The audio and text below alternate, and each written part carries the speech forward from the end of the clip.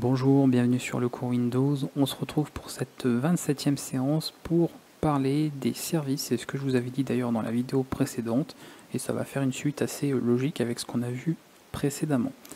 Tout d'abord, comme je le fais à chaque fois, qu'est-ce qu'un service au niveau du système? Ici, on ne parle pas d'instance des différents programmes, mais on va tout simplement parler des programmes qui sont exécutés en arrière-plan, c'est-à-dire de manière transparente. Vous n'avez pas besoin d'interagir avec ces derniers, et ils peuvent réaliser tout un tas de tâches et de traitements, que ce soit lié à la sécurité, lié à certains de vos périphériques, de l'analyse, de la surveillance, que sais-je. Bref, vous pouvez avoir tout un tas de services, et on en a beaucoup. On a des services par défaut, notamment ceux qui sont installés avec Windows, et il peut y avoir des services qui vont être installés éventuellement avec l'installation d'applications, de logiciels que vous pouvez mettre sur votre système. On va regarder d'un point de vue graphique où retrouver ces derniers. On a plusieurs manières d'y accéder. Vous pouvez les retrouver directement depuis le gestionnaire de tâches. On l'avait vu précédemment d'ailleurs dans le cours, notamment ici en allant dans l'onglet services. Donc là on est purement sur l'affichage des différents services. Et ensuite vous avez un raccourci ici pour ouvrir les services qui revient en fait directement là, à faire ceci, service.msc, qui est l'interface graphique des différents services, où là on est vraiment sur l'interface qui permet éventuellement de les modifier ou de récupérer l'ensemble des informations de ces derniers.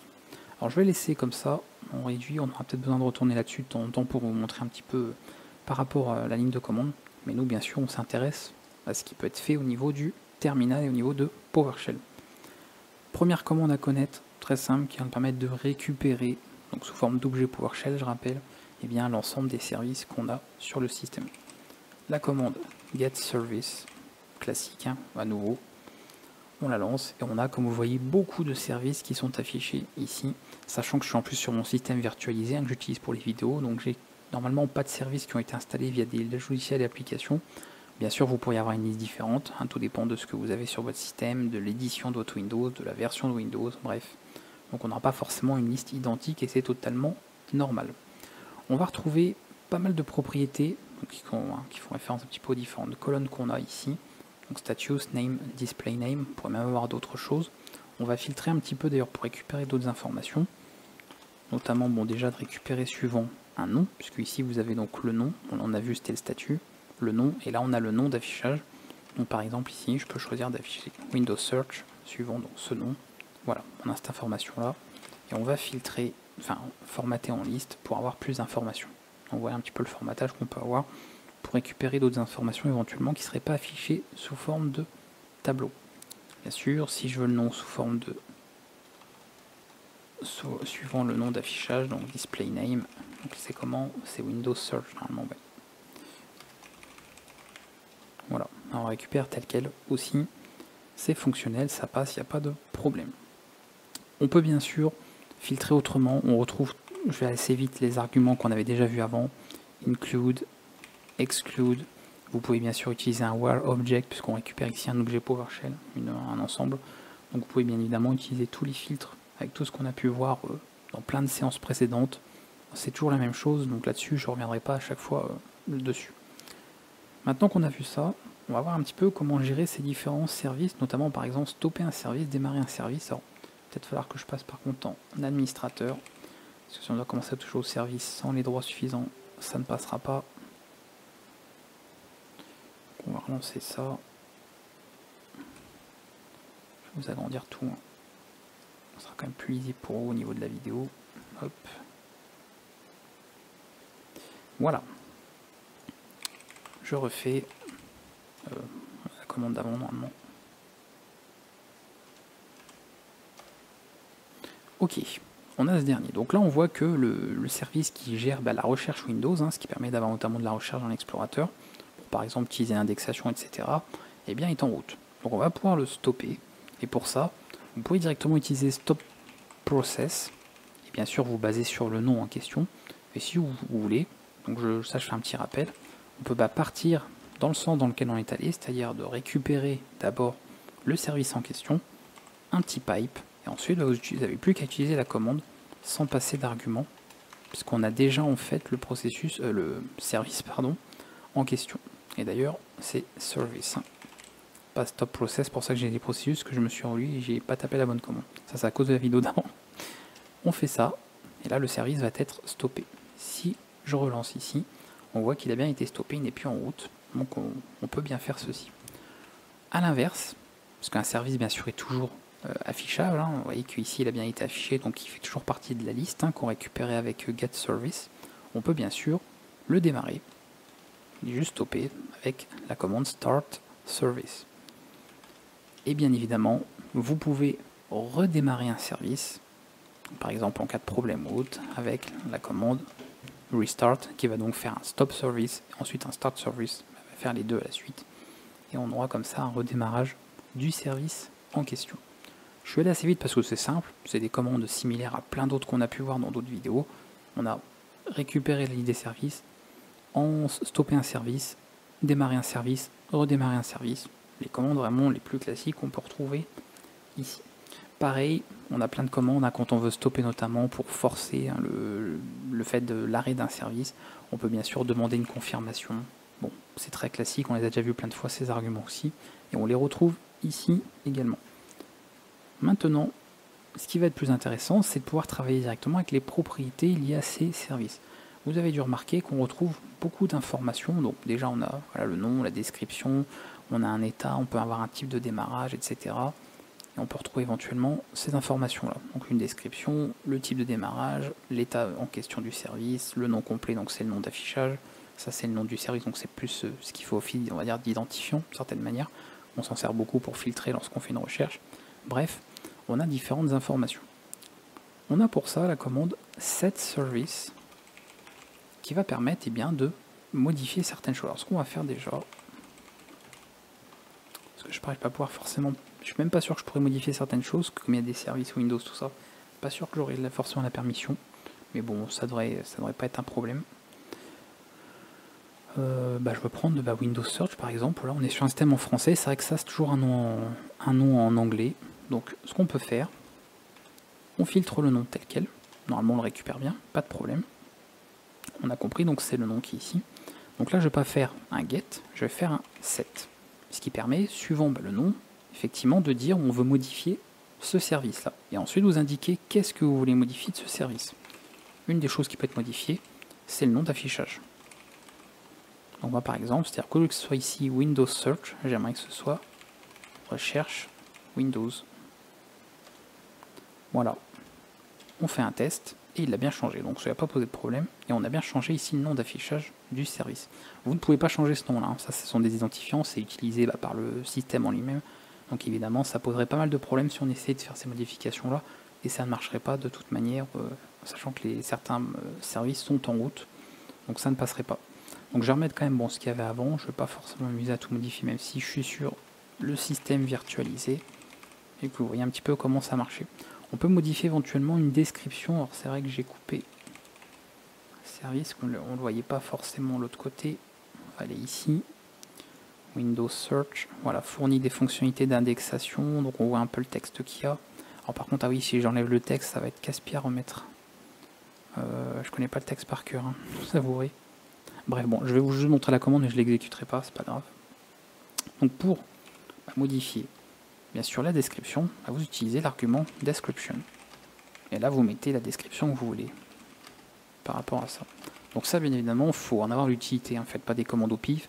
Bon, si vous êtes sur un système virtualisé pour faire des tests, hein, vous pouvez le faire, il n'y a aucun problème. Mais c'est vrai que dans un cas réel, après, on fait les choses quand il y a besoin de le faire et que c'est justifié en tout cas et qu'on a une bonne raison de le faire. Donc vous avez cette possibilité-là, pouvoir modifier la description. On peut aussi modifier, même si on a vu qu'on avait des commandes spécialement pour ça, et bien pourquoi pas le statut du service, donc status. Donc en fait, par exemple, si je fais ça, ça revient en fait à stopper le service. Alors d'ailleurs, il me dit parce que d'autres services en dépendent, oui, il y en a d'autres qui dépendent, vous voyez là on peut pas, c'est pas grave. Mais en tout cas, si vous aviez un service sur lequel il n'y a pas de blocage, vous pourriez faire comme ça pour changer un petit peu le statut. On aurait sinon le statut pour dire qu'il est en pause. Et après, on l'a vu tout à l'heure, quand c'est en route, c'est marqué running. Donc vous avez ce statut-là aussi. Donc c'est quelque chose qu'on peut changer. Également, on voit qu'il peut y avoir un mode, donc Windows Search, au niveau du démarrage.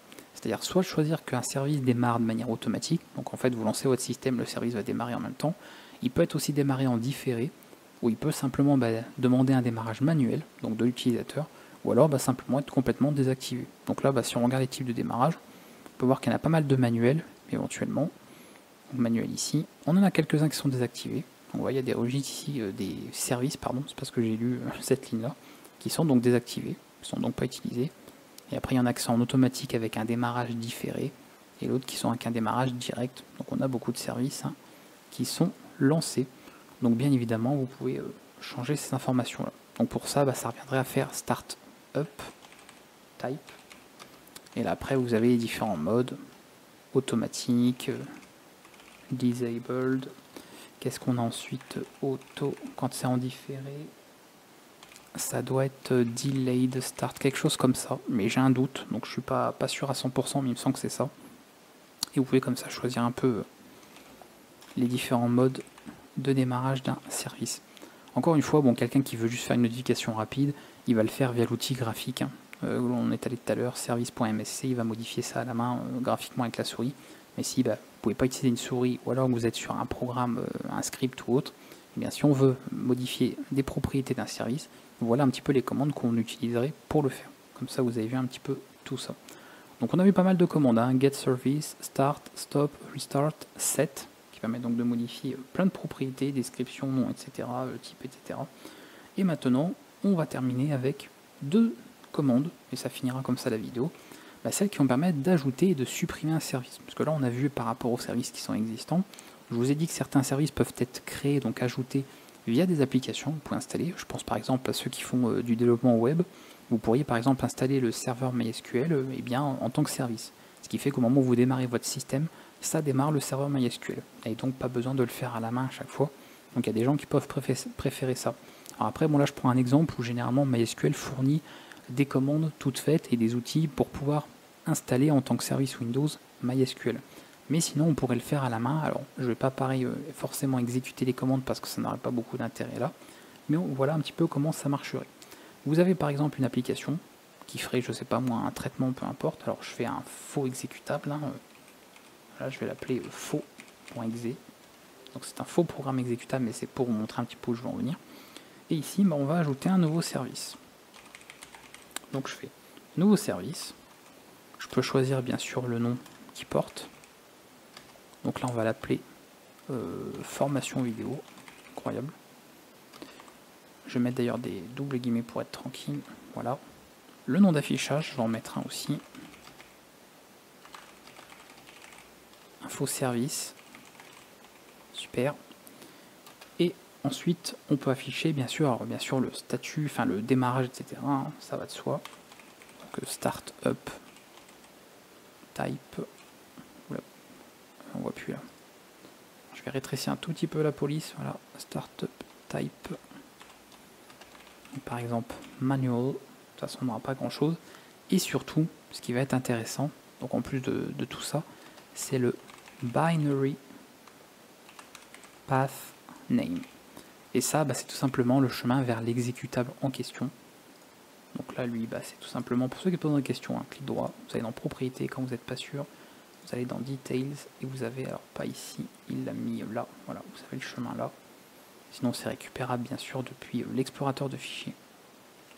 Ici, c'est faux.exe, et pareil, si vous avez des arguments, vous pourrez les mettre là. S'il y avait des arguments à votre exécutable, que sais-je, voilà, ça fonctionnerait bien évidemment aussi. Donc on fait ça, on crée un service, et le voilà.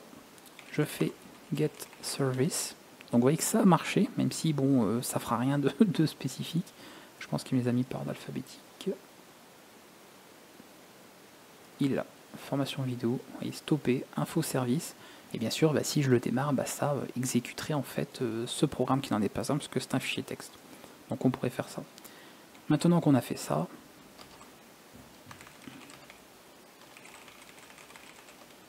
voilà, on peut bien évidemment, vous avez compris, supprimer un service. Et on va le faire dès maintenant, puisque ça n'a aucun sens de laisser ça. Et pareil, suivant son nom, donc formation vidéo. Et on va demander une petite confirmation pour être sûr. N'est pas reconnu, comment ça? Ah si, le move service, c'est reconnu. Comment ça, monsieur?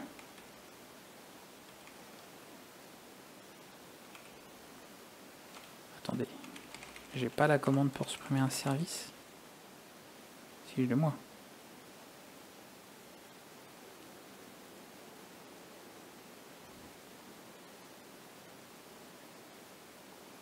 Ah bah non, je l'ai pas. Pourquoi j'ai pas ça?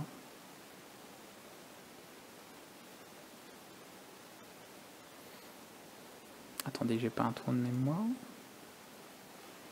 Ça arrive, hein, ça peut arriver, mais pour moi c'est remove service, hein, ça n'a jamais été autre chose.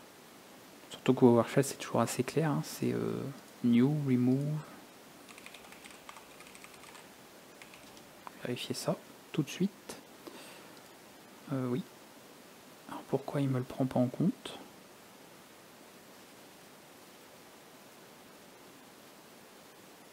Alors ça c'est bien. Ok. Alors pourquoi, je ne saurais pas vous dire pourquoi. Qu'est-ce que j'ai fait, pas fait, qu'est-ce qui va pas. Surtout qu'il me le détecte bien.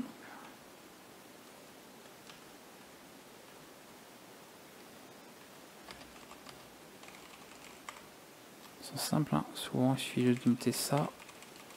Petit tab. Ah oui, il me le oui, d'accord, il me l'a pas. Alors je sais pas pourquoi je ne l'ai pas. Alors c'est assez curieux. J'ai une commande PowerShell que je n'ai pas sur le système là. Et ce qui est bizarre, c'est que j'ai celle pour créer des séries, j'ai pas celle pour les supprimer. Alors, effectivement, c'est pas normal. Normalement, ça devrait être bon chez vous, hein, je vous le dis tout de suite, mais ouais, c'est pas normal du tout. En tout cas, bon voilà, c'est la commande, hein, elle existe, donc je l'ai pas inventée, parce que j'aurais pu peut-être me tromper. Hein, vous savez que tous les langages hein, différents, bon, une erreur est vite arrivée. C'est pour ça que je suis allé vérifier sur la documentation, et non, c'est bien ça, donc voilà. Donc moi, elle n'est pas sur système. Bah, vous me direz hein, si vous l'avez sur le vôtre aussi, puisque c'est assez bizarre. Je ne sais pas pourquoi j'ai pas cette commande-là, qui devrait normalement être présente. En tout cas, bah, vous l'avez, sinon c'est la commande, donc remove service, qui permet normalement bien, de supprimer le service en question. Voilà. Donc on en a créé un, on peut en supprimer, il n'y a pas de raison de ne pas pouvoir le faire. Donc là, bon, le seul moyen maintenant, ça va être de passer... J'imagine que je dois l'avoir là. B, C, D, E, F. Il est... Ah, je l'ai pas ici. Ah, ah.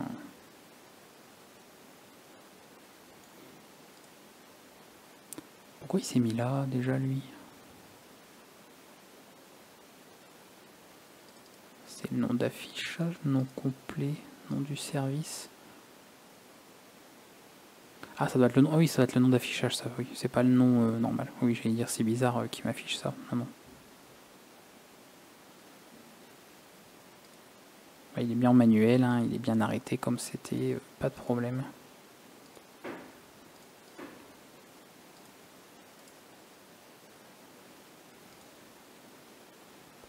Oui, bah c'est dommage, il veut pas le dégager.